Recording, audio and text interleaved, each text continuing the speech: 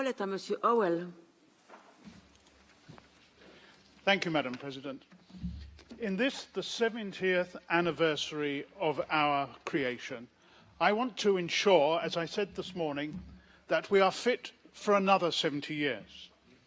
And to do that, we need to be true to our common values that are summed up in the three expressions: human rights, democracy, and the rule of law. But these values do not include holding this council to ransom.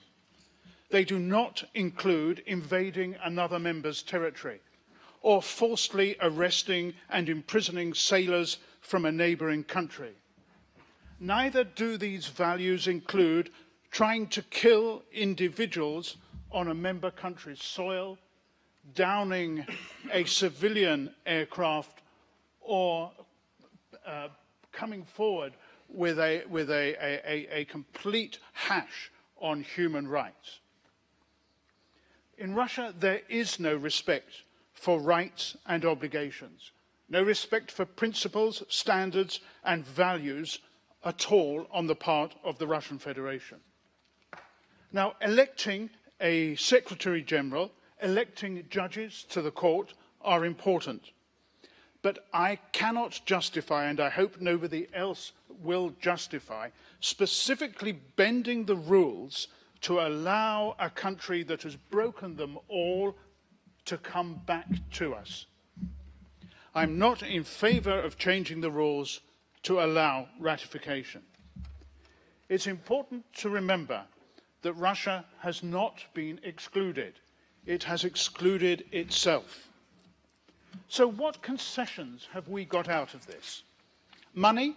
Well, there is still a great uncertainty about the money and when it will be paid. There is even more uncertainty about whether Russia will pay the interest on that money that has been accrued.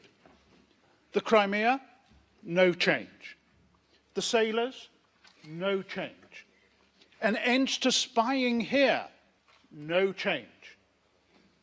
Now, the French Foreign Minister this morning said that the common values that we have were about trying to protect Russian citizens to make sure that they have access to the Court of Human Rights.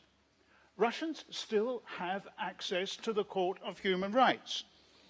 Now, she may have meant that if Russia chose to leave, people would not have access to the Court of Human Rights. But that is a choice for Russia to make, not a choice that we should have to take into account. It should not weaken our ability at all to take sanctions against Russia when we think that is appropriate, or indeed sanctions against anyone else when we think that is appropriate.